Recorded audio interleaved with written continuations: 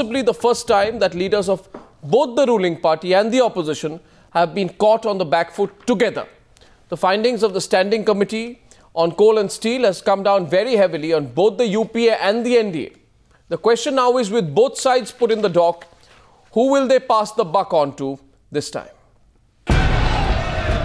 Another stormy day in Parliament as the government braced for the tabling of the Standing Committee report, with the opposition calling for the Prime Minister's resignation.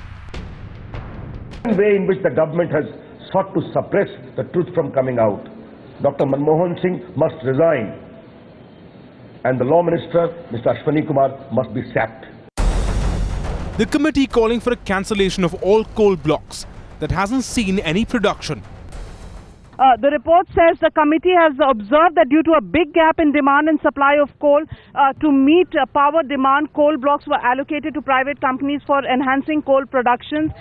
It goes on to say the committee had felt that such allocation of huge natural resources has not generated sufficient revenue for the government. No one should enjoy the benefit of distribution stroke allocation, and therefore recommend that all coal blocks allocated to the private coal companies, at least where coal production has not yet started, should be cancelled immediately.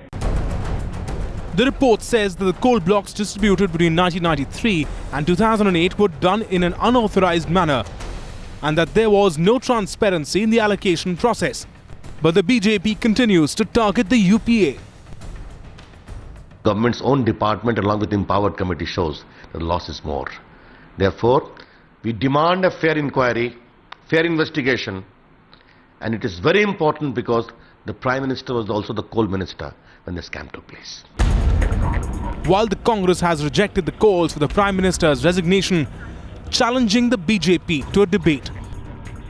प्रधानमंत्री के इस्तीफा का कोई प्रश्न नहीं और BJP तो अपनी सफाई के लिए ये सब मांगे कर रही है.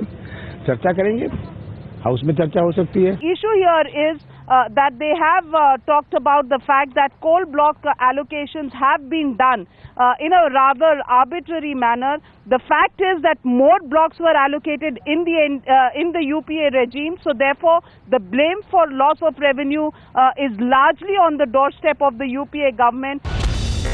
While the Standing Committee's report is critical of the allocation process, the real fireworks are expected on 26th, when the under fire CBI files its status report in the scam. Bureau Report, Times Now.